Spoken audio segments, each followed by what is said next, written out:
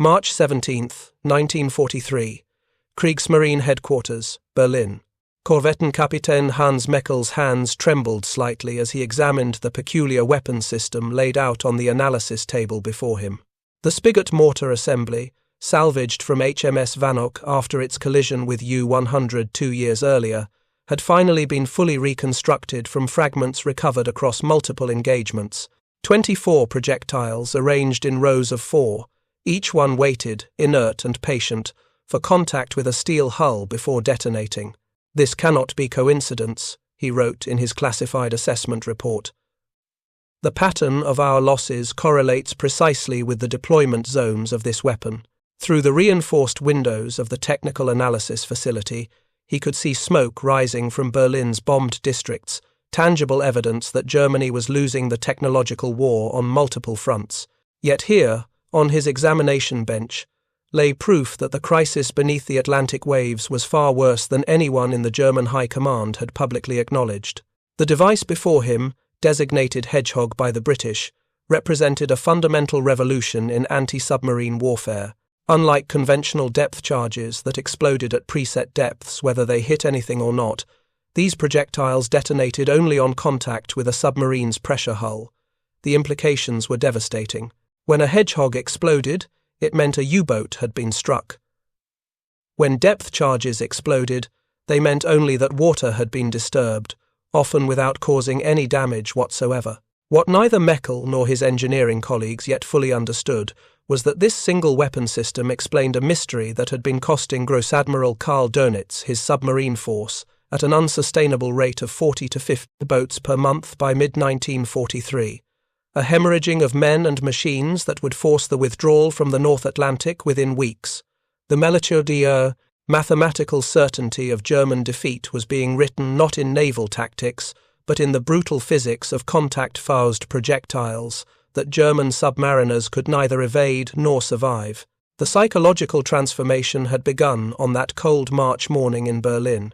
German naval intelligence had been collecting fragments and reports about this mysterious British weapon since late 1941, but only now, after 2 years of mounting casualties, were the pieces finally assembling into a comprehensible and terrifying picture. The weapon had first been encountered operationally in January 1942, though German awareness came slowly. U-boat commanders filing patrol reports throughout 1942 and into 1943 began describing a new pattern of anti-submarine attack that differed fundamentally from conventional depth charge tactics. The attacks were distinctive. A spread of projectiles would arc through the air ahead of the attacking escort vessel, entering the water in a tight pattern. Then, silence. Either nothing happened, suggesting the U-boat had evaded successfully, or a catastrophic explosion occurred, followed by oil, debris, and the certainty of death. There were no intermediate outcomes, no near misses that damaged but did not kill, no prolonged depth charge campaigns that forced boats deeper while crews endured hours of terror. Hedgehog attacks lasted seconds.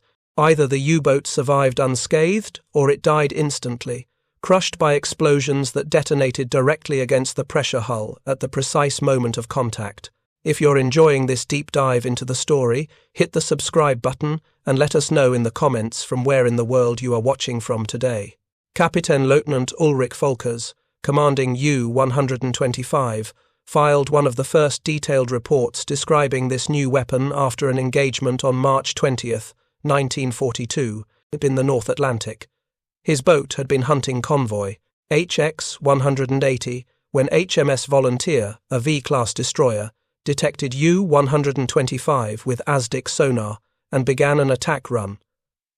The destroyer approached at high speed, Volkers wrote in his war diary, now preserved in German naval archives.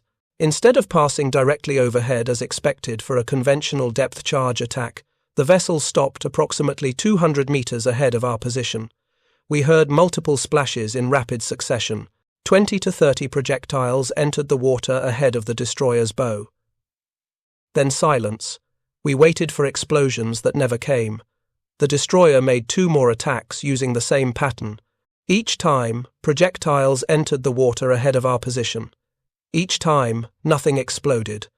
We escaped, but I cannot explain this weapon. It violates every principle of depth charge attack we have studied. Fokkers had survived because HMS Volunteer's Hedgehog salvo had missed, and Hedgehog projectiles did not explode unless they struck something solid. The destroyer's ASDIC sonar had lost contact momentarily, causing the pattern to fall wide of U-125's actual position. Had even one of those 24 projectiles struck the submarine's hull, the boat would have been destroyed instantly. The entire crew of 48 men would have died without ever understanding what killed them. Similar reports accumulated throughout 1942 as British and Canadian escorts began receiving Hedgehog installations.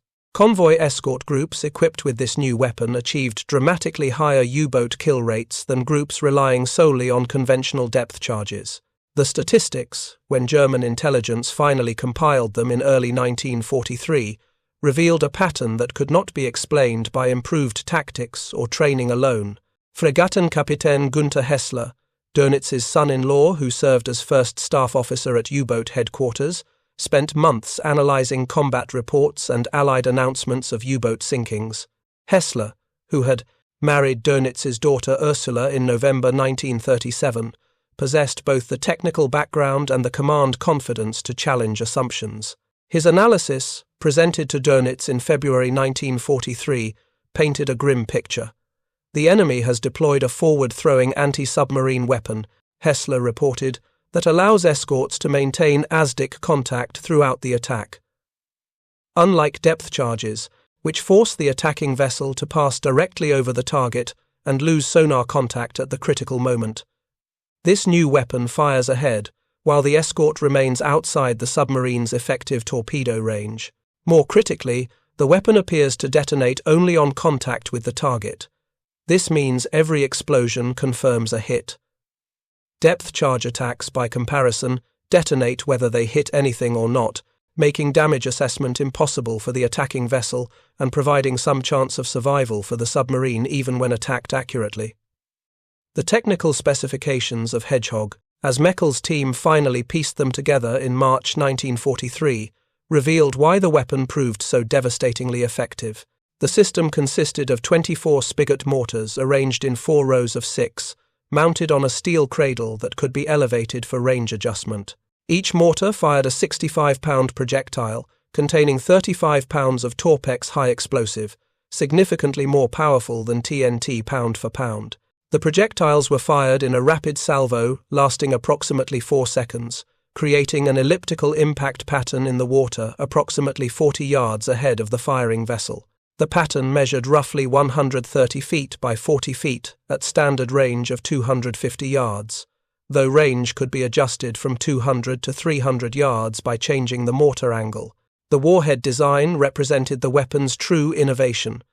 Each projectile carried a contact fuse that armed itself during flight and detonated only upon striking a solid object with sufficient force. If the projectile missed the submarine entirely, it simply sank to the ocean floor without exploding. This seemingly simple feature provided multiple devastating tactical advantages that conventional depth charges could never match.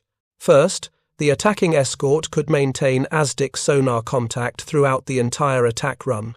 Conventional depth charge tactics required the escort to pass directly over the submerged U-boat, steering toward the target based on the last known position before sonar contact was inevitably lost as the escort passed overhead. The submarine, knowing it had been lost from sonar, could alter course and depth during these critical seconds, often evading the depth charge pattern. Hedgehog eliminated this advantage. The escort remained 200 to 300 yards from the target, maintaining continuous sonar contact, making course corrections up to the final moment before firing. Second, the absence of explosions from missed salvos meant the attacking vessel received immediate, unambiguous feedback. If the Hedgehog pattern missed, there was silence. The escort could immediately fire another salvo or maneuver for a better attack position without waiting for the water disturbance from exploding depth charges to clear. Multiple attacks could be executed in rapid succession until sonar contact was lost or the target was destroyed. Third, and perhaps most psychologically devastating for U-boat crews, the contact fuse meant that if explosions occurred, The submarine had definitely been hit. There was no uncertainty, no hope that the explosions were simply depth charges falling nearby. When Hedgehog detonated, men died. The weapon's casualty rate approached 90%. Few crewmen survived Hedgehog attacks because the warheads detonated directly against the pressure hull, creating massive breaches that caused instant flooding and implosion at depth. The development history of Hedgehog, as German intelligence gradually reconstructed it, revealed how British desperation had driven innovation that German engineering had not anticipated. In 1940, during the darkest period of the Battle of the Atlantic, when U-boats were sinking merchant ships faster than British shipyards could replace them, the British Admiralty had recognized that conventional depth charge tactics were fundamentally inadequate. The requirement was clear: develop a weapon that allowed escorts to maintain sonar contact during the attack while increasing the probability of hitting a maneuvering submarine. Lieutenant Commander Charles Goodave of the Admiralty's Department of Miscellaneous Weapons Development, working with designers from the Directorate of Miscellaneous Weapons Development, adapted an existing spigot mortar design originally developed for land warfare. The first prototype Hedgehog system was tested in January 1941 aboard HMS Westcott, a V-class destroyer. Initial trials revealed numerous technical problems. The projectiles were unstable in flight, the pattern was unpredictable, and the mounting system proved structurally inadequate for rough seas. British engineers addressed these issues systematically over the following months, modifying the projectile stabilizers, refining the fuse mechanism, and strengthening the launcher cradle. By late 1941, production Hedgehog systems began reaching operational escort vessels. HMS Vanoc received its installation in December 1941 and achieved the first confirmed Hedgehog kill on January 17, 1942, destroying U-93 commanded by Captain Lieutenant Claus Corth northwest of Ireland. All 44 crew members died in the attack. The engagement lasted less than 5 minutes from initial sonar contact to the explosion that confirmed the kill. German intelligence learned of U-93's loss immediately when the boat failed to report and was subsequently posted missing. What intelligence analysts did not understand was how the boat had been destroyed. The attack had been so quick, so decisive, that no distress signal was transmitted. The boat simply vanished. Similar losses throughout 1942 began forming a pattern, but German naval intelligence struggled to understand what was causing this new category of instant kills. Part of the difficulty in German analysis came from the nature of submarine warfare itself. When a U-boat was destroyed, there were rarely survivors to describe the attack. The boats operated alone, thousands of miles from any friendly observers. Allied forces naturally kept their new weapons and tactics classified. German intelligence had to reconstruct enemy capabilities from fragmentary evidence, patterns in loss locations, occasional survivor testimony from the rare U-boat that survived damage, examination of Allied propaganda photographs that sometimes inadvertently revealed equipment details, and technical analysis of any captured equipment or documents. The breakthrough in German understanding came from multiple sources converging in early 1943. First, several U-boats survived Hedgehog attacks and returned to port with detailed descriptions of the weapon's sound and attack pattern. Second, German intelligence agents in neutral countries collected information from merchant seamen who had observed escorts equipped with unusual forward-mounted weapons.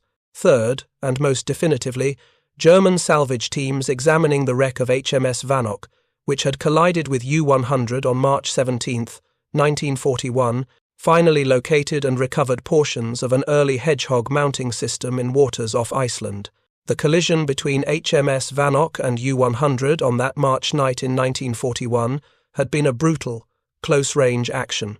Commanded by the legendary Korvettenkapitän Joachim Schepke, U-100 had been attacking convoy HX-112 when multiple escorts and converged on the boat. HMS Vanoc, commanded by Commander James Rowland, detected U-100 on Asdic and began a depth charge attack. Schepke, forced to surface after severe damage, attempted to escape on the surface. Rowland deliberately rammed the U-boat, cutting it in half. Schepke died in the collision, crushed on the conning tower. 38 crew members were lost. Only 6 survived to be rescued. HMS Vanoc suffered moderate damage in the collision, but remained operational. The destroyer returned to Britain for repairs, during which it received one of the first Hedgehog installations as part of the refit. 2 years later, German divers examining the collision site recovered twisted metal fragments from both vessels. Among the debris, they found pieces of the Hedgehog mounting framework, corroded and damaged but still identifiable to trained eyes. These fragments, combined with intelligence reports and survivor testimony, finally allowed Meckel's technical team to reconstruct the weapon system with reasonable accuracy. By March 1943, German naval intelligence possessed a clear understanding of Hedgehog's capabilities and the tactical revolution it represented. What they did not possess was any effective countermeasure. The March 17th briefing at Kriegsmarine headquarters brought together Germany's senior U-boat commanders, technical specialists, and operational planners. Dönitz, recently promoted to Commander-in-Chief of the entire Kriegsmarine on January 30th, 1943, while retaining direct control of U-boat operations, attended personally. His expression, witnesses later recalled, grew increasingly grim as Meckel presented the technical analysis. "The weapon eliminates our primary defensive advantage," Meckel explained, using diagrams and salvaged components to illustrate his points. "When depth charges explode at preset depths, we can take evasive action during the seconds when the attacking vessel loses sonar contact, passing overhead. We can dive deeper, alter course, reduce speed to minimum to decrease noise. These tactics work because depth charges must be preset before the attack begins, based on the submarine's last known position and depth. Hedgehog removes this advantage completely. The escort maintains sonar contact throughout the attack. It can observe our evasive maneuvers in real time and adjust aim accordingly. The weapon fires ahead of the escort, so we cannot evade toward the attacking vessel as we sometimes do with conventional depth charge attacks. Most critically, the contact fuse means the weapon is equally effective at any depth. We cannot escape by diving deeper than the depth charge settings," Dönitz interrupted, his voice carrying the weight of mounting casualties. "What countermeasures can we develop? Can our boats detect the weapon being fired? Can we evade the pattern once it enters the water?" Meckel's response was brutally honest. The weapon fires with minimal noise compared to depth charges being rolled from racks. Boats rarely hear the launch. The projectiles enter the water in rapid succession, creating an elliptical impact pattern. By the time the first projectile strikes the water, the entire salvo is already in flight. The pattern covers an area larger than a U-boat can maneuver out of in the 2 to 3 seconds available, before impact at standard engagement depths of 100 to 200 meters. "Can we armor our boats against it?"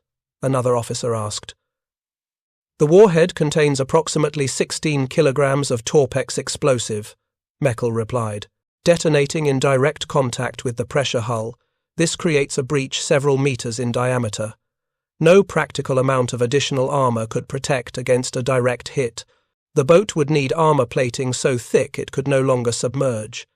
Even if we could somehow armor the pressure hull, the explosion would still destroy external equipment, damage ballast tanks, jam dive planes, and likely kill crew members through shock trauma." The silence in the briefing room stretched uncomfortably. Finally, Kapitän zur See Eberhard Gott, Dönitz's operations chief, asked the question everyone was thinking. "How many boats have we lost to this weapon?" Meckel consulted his analysis. "We cannot determine with certainty which losses involved Hedgehog specifically versus conventional depth charges or other causes. However, we can identify a pattern. Boats attacked by escorts known to carry Hedgehog have a significantly lower survival rate than boats attacked by escorts using only conventional weapons. Based on Allied sources and our own loss records, we estimate that between 20 and 30 U-boats were destroyed by Hedgehog during 1942. In the first 3 months of 1943, the number has increased to approximately 15 boats, and the deployment is accelerating. By mid-year, we project the majority of Allied escorts in the North Atlantic will carry this weapon." The implications were staggering. Germany was already losing U-boats at an unsustainable rate. In February 1943 alone, 19 boats had been destroyed. March would see 12 losses.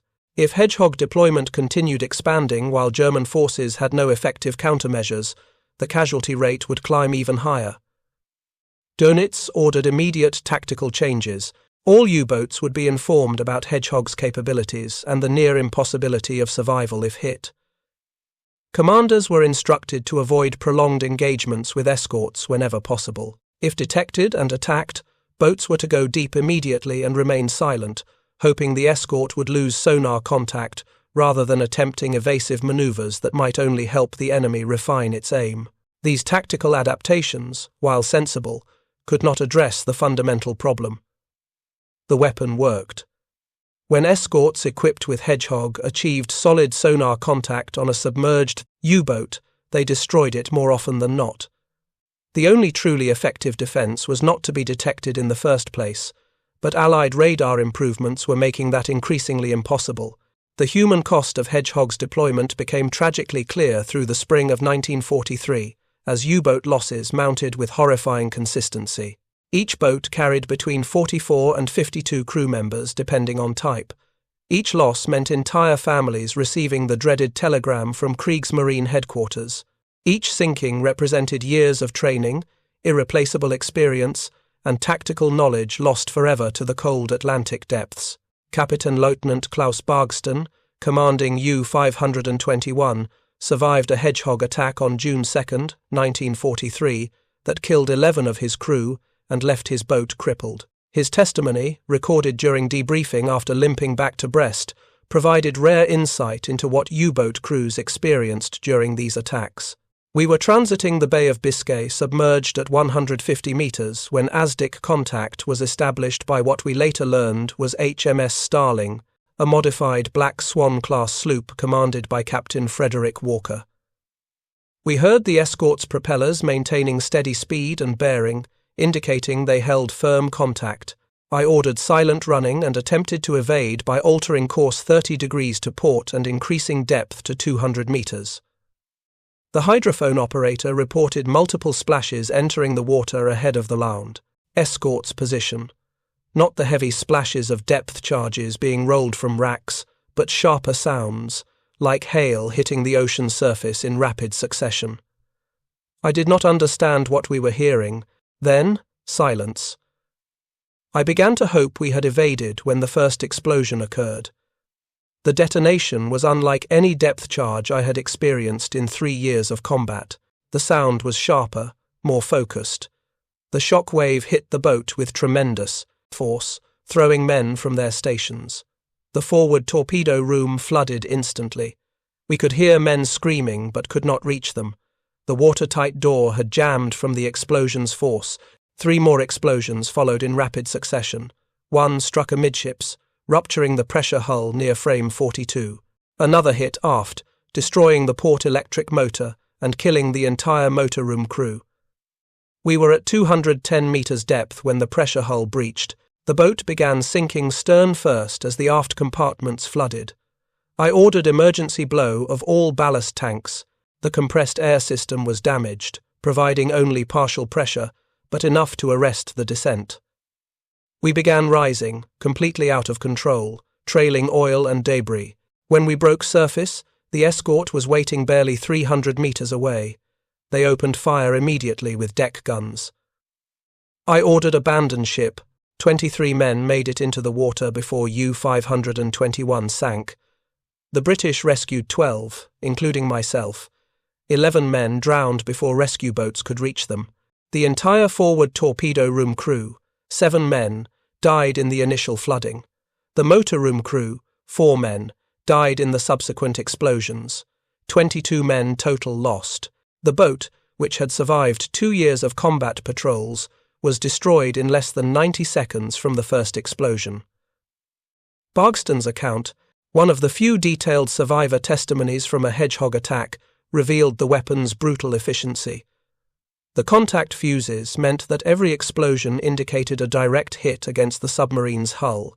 Unlike depth charge attacks where a boat might survive dozens of near misses through a combination of depth, evasive maneuvers, and reinforced construction, Hedgehog allowed no such margin for survival. A single hit was often fatal. Multiple hits guaranteed destruction. HMS Starling under Captain Walker became one of the most successful U-boat hunters of the war, destroying 6 submarines between January and June 1943 alone.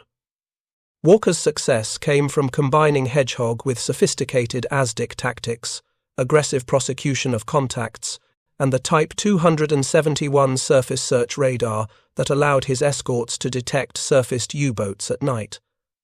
The combination proved devastatingly effective. U-boats detected by radar while surfacing to recharge batteries would be forced to dive, where they became vulnerable to ASDIC detection and Hedgehog attack.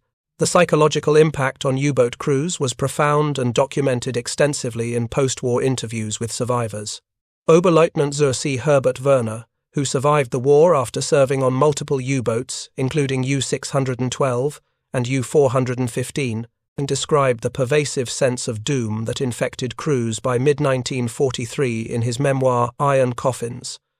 We understood by spring of 1943 that the enemy possessed weapons and detection systems against which we had no effective defense. The radar warned them of our presence before we knew they were near. The Hedgehog killed us before we could even attempt to fight back. Every patrol became an exercise in avoiding detection rather than hunting convoys. We spent 20 hours per day submerged, breathing foul air, running silent to avoid ASDIC detection, surfacing only when absolutely necessary to recharge batteries. The knowledge that Hedgehog existed changed everything. With depth charges, you could hear them exploding at various depths around your boat, sometimes close, sometimes distant.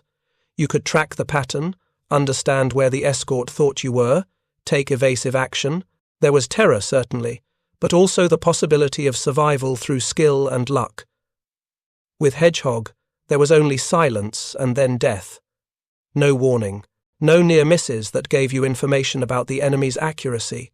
Either the salvo missed completely and you never knew how close death had come, or it hit and you died instantly. I remember one young seaman, barely 20 years old, asking me during a patrol in June 1943 whether it was true that the British had a weapon that killed U-boats instantly without any chance of survival. I told him the truth. Yes, such a weapon exists. Yes, if it hits us, we will die before we understand what is happening. He asked if there was anything we could do to protect ourselves. I had no answer that would comfort him. There was nothing we could do except try to avoid detection in the first place. The statistical evidence supported Werner's grim assessment. Of the approximately 115 U-boats lost between January and May 1943, at least 30 were destroyed by Hedgehog-equipped escorts, according to post-war analysis of Allied records. The actual number may have been higher, as many attacks involved both Hedgehog and conventional depth charges, making definitive attribution difficult. What was clear beyond dispute was that escorts equipped with Hedgehog destroyed submarines at dramatically higher rates than escorts relying solely on depth charges. A study conducted by the British Admiralty's Anti-Submarine Warfare Division in June 1943 showed that Hedgehog-equipped escorts achieved kills in approximately 25% of attacks where solid ASDIC contact was maintained, compared to approximately 5 to 7% for conventional depth charge attacks. This five-fold improvement in kill probability transformed anti-submarine warfare. Previously, destroying a U-boat required prolonged attacks involving hundreds of depth charges, multiple escorts coordinating their attacks, and considerable luck. With Hedgehog, a single escort maintaining good sonar contact could destroy a submarine in minutes with a handful of salvos. If you find this story engaging, please take a moment to subscribe and enable notifications. It helps us continue producing in-depth content like this. The German response to Hedgehog involved desperate attempts to develop tactical countermeasures and technological solutions, but all efforts arrived too late or proved inadequate. In April 1943, Kriegsmarine engineers proposed fitting U-boats with additional external ballast tanks that could be rapidly flooded to increase diving speed, theoretically allowing boats to dive deeper faster when attacked. The modification required extensive dockyard work, reduced operational range by increasing drag, and provided only marginal improvement in survival rates during trials. Another proposal involved coating U-boat hulls with specialized rubber tiles designed to absorb ASDIC sonar pulses, making the boats harder to detect and track. German scientists had been experimenting with such coatings since 1942 under the designation Alberic, after the dwarf in Wagner's opera, who possessed a cloak of invisibility. The rubber tiles, approximately 4 mm thick, were bonded to the pressure hull using specialized adhesives. Initial testing in 1943 showed promising results in controlled conditions. Boats coated with Alberic tiles produced weaker sonar returns, making them more difficult to detect and track accurately. However, operational deployment revealed catastrophic problems. The adhesive failed in cold North Atlantic waters, causing tiles to separate from the hull. The tiles created additional drag, reducing maximum speed and increasing battery consumption. Most critically, the coating required extensive dockyard time to apply and maintain, time that U-boats could not spare given the operational tempo demanded by the worsening strategic situation. Only 2 U-boats, U-11 and U-480, received complete Alberic coatings during the war. Neither boat's operational results justified the enormous investment required. U-480, which conducted several patrols with the coating partially intact, did demonstrate improved ability to evade ASDIC detection, but the strategic situation by late 1944 meant individual boats evading detection could not affect the war's outcome. German engineers also attempted to develop acoustic decoys that would confuse Hedgehog targeting. The Bold system, introduced in mid-1943, consisted of canisters released from a submarine that created hydrogen bubbles, simulating a boat's sonar signature. The theory was that escorts would fire Hedgehog at the decoy rather than the actual submarine. In practice, Bold proved marginally useful at best. Experienced escort commanders quickly learned to distinguish between decoy signatures and actual submarines. The decoy remained stationary while real submarines maneuvered. Multiple ASDIC sets operating from different escorts could triangulate the real target. Most fundamentally, Hedgehog's contact fuses meant that salvos fired at decoys simply sank harmlessly, providing immediate feedback that the target was false, and allowing escorts to continue prosecuting the real submarine. The most ambitious German response involved accelerating development of the Type XXI Electroboot, a revolutionary submarine design featuring streamlined hull form, massive battery capacity, and submerged speeds exceeding 17 knots. This design could theoretically evade escorts entirely by outrunning them while submerged, rendering Hedgehog irrelevant because the weapon could only kill submarines the escorts could catch and track. The Type XXI represented genuinely innovative engineering that would influence submarine design for decades.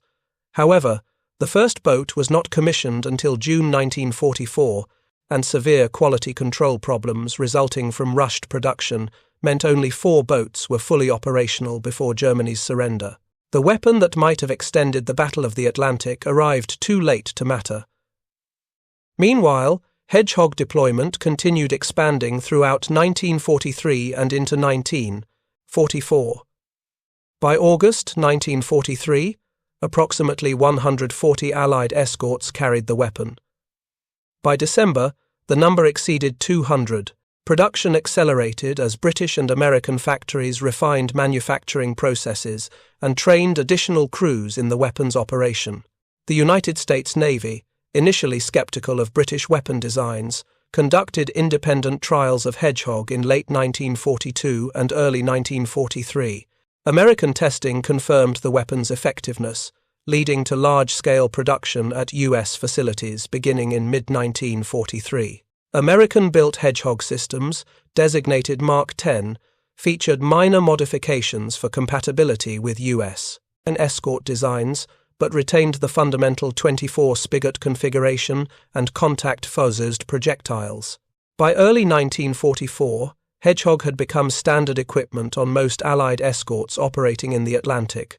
Destroyer escorts, corvettes, frigates, and sloops all received installations. The weapon's relatively compact size and modest weight allowed installation on vessels too small to carry large depth charge racks effectively. This democratization of anti-submarine capability meant that even small escorts could threaten U-boats effectively. The May 1943 convoy battles that would come to be known as Black May demonstrated Hedgehog's decisive impact. During this catastrophic month, Dönitz lost 41 U-boats, representing nearly 25% of his operational force. While multiple factors contributed to these losses, including improved Allied air cover, better radar, enhanced coordination, and code-breaking successes, Hedgehog played a crucial role in the surface actions that destroyed approximately 15 boats during the month. The convoy battle for ONS 5 inches late April and early May illustrated how Hedgehog transformed convoy defense. This slow convoy of 43 merchant ships protected by 60 escorts was attacked by approximately 30 U-boats from 3 Wolfpacks between April 28 and May 6. The Germans managed to sink 12 merchant ships, but lost 7 U-boats, with an additional 5 severely damaged. Several of these U-boat losses resulted directly from Hedgehog attacks. HMS Vanoc destroyed U-125 with Hedgehog on May 6 after maintaining sonar contact for less than 10 minutes. The attack involved 3 Hedgehog salvos. The first missed.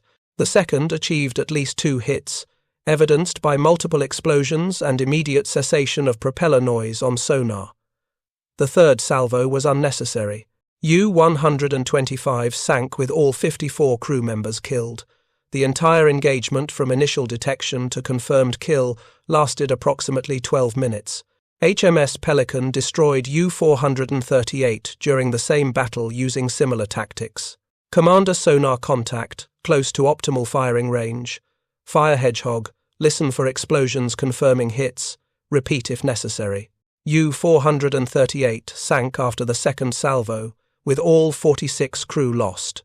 These quick, decisive kills represented a fundamental change from the prolonged depth charge campaigns that had characterized anti-submarine warfare through 1942. For U-boat crews, the speed and finality of Hedgehog attacks created a unique psychological burden. Depth charge attacks, while terrifying, unfolded over time.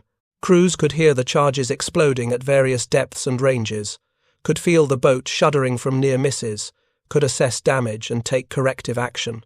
There was often time to write final letters, destroy classified materials, prepare for potential capture. The experience was terrifying but fundamentally comprehensible to men trained for combat. Hedgehog attacks offered no such psychological preparation. One moment, the boat was evading, crew members at their stations performing their duties with professional competence. The next moment, without warning, the hull would rupture from contact-fused explosions detonating directly against the pressure hull. Death came instantly for most crew members, crushed by implosion or drowned in the immediate flooding that followed breaches in the pressure hull. There was no time for final thoughts, no opportunity for heroic last stands, just sudden, violent extinction. Oberleutnant Zur C. Peter Kremer, who commanded U-333 through multiple successful patrols and survived the war, described the psychological impact in his memoir, U-Boat Commander, published in 1984. We feared Hedgehog more than any other weapon. Depth charges we understood. They were terrifying, certainly, but comprehensible. We could hear them coming, could take action, could fight back in our own way by evading, going deep, rigging for silent running. Hedgehog gave us nothing. No warning, no pattern to understand, no way to fight back.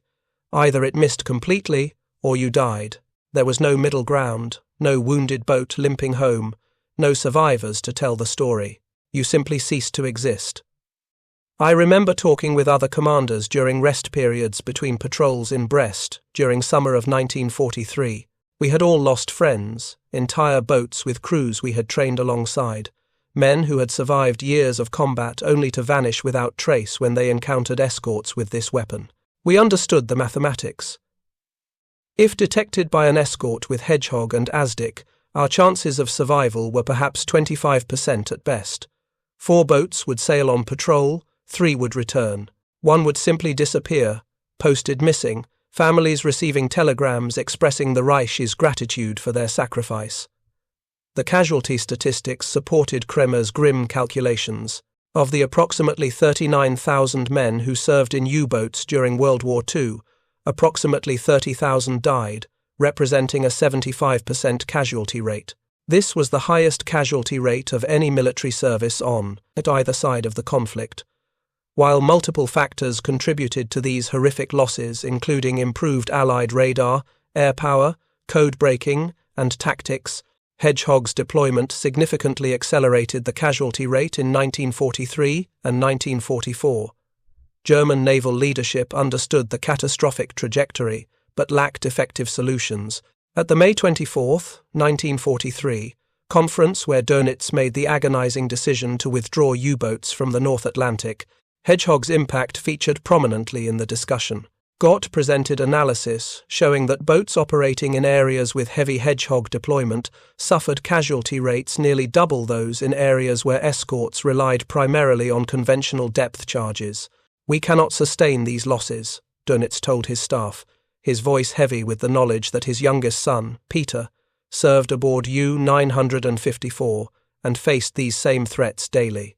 "The crews are the finest we have ever trained. The boats represent years of industrial effort, but courage and engineering cannot overcome the technological disadvantage we face. The enemy can see us with radar when we surface. They can track us with ASDIC when we submerge. They can kill us with weapons we cannot evade or counter. Until we develop effective countermeasures, we must withdraw from areas where their technological advantage is absolute." 3 weeks after this conference, on June 19, 1943, U-954 was destroyed by HMS Jed and HMS Sennen using Hedgehog during an attack on convoy SC-130. Lieutenant Zur C. Peter Dönitz, serving as watch officer aboard his father's former command, died with all 46 crew members when multiple Hedgehog projectiles struck the boat. The admiral, informed by telegram of his son's death, did not take leave. There were still approximately 40,000 submariners under his command, living men who required his decisions and leadership. The personal tragedy mirrored the broader strategic catastrophe. By mid-1943, the Battle of the Atlantic had been decisively lost, though fighting would continue for nearly 2 more years. Hedgehog represented one weapon among many that contributed to Allied victory. Centimetric radar, improved ASDIC, better tactics, air superiority, and industrial capacity all played crucial roles. But Hedgehog's impact was disproportionate to its relatively simple technology because it addressed the fundamental problem that had plagued anti-submarine warfare since its inception: how to attack a submerged submarine without losing sonar contact at the critical moment. The weapon's elegant solution: fire ahead while maintaining contact, use contact fuses to confirm hits, became the template for future anti-submarine weapons. The post-war squid mortar, which replaced Hedgehog on British escorts, used the same forward-throwing principle with larger 3-projectile salvos. Modern anti-submarine rockets and torpedoes launched from helicopters and aircraft continue using variations of the same concept. Maintain sensor contact, fire weapons toward the projected target position, use sophisticated fuses to confirm hits. The men who died in U-boats attacked by Hedgehog never understood what killed them in most cases. The weapon worked too quickly, too violently. One moment, the boat was intact, crew members performing their duties. The next moment, the pressure hull ruptured, the sea flooded in with overwhelming force, and consciousness ended. There were no final radio messages from boats destroyed by Hedgehog. No survivors describing the last moments, just silence and disappearance. The families who received notification that their sons, husbands, and fathers were missing and presumed lost at sea faced uncertainty that would last decades. Many U-boats destroyed by Hedgehog were never positively identified until post-war analysis matched Allied attack reports with German loss records. Some boats remained unidentified, their fates uncertain, their crews officially listed as missing rather than confirmed killed. This uncertainty, this absence of closure, represented perhaps the cruelest aspect of Hedgehog's effectiveness. Depth charge attacks sometimes produced survivors, debris, oil slicks, bodies that could be recovered and identified. Hedgehog attacks often produced nothing. The submarine simply vanished, sinking intact to depths where salvage was impossible. The ocean kept its secrets, and families endured decades, not knowing exactly when or how their loved ones died. Thank you for watching. For more detailed historical breakdowns, check out the other videos on your screen now, and don't forget to subscribe.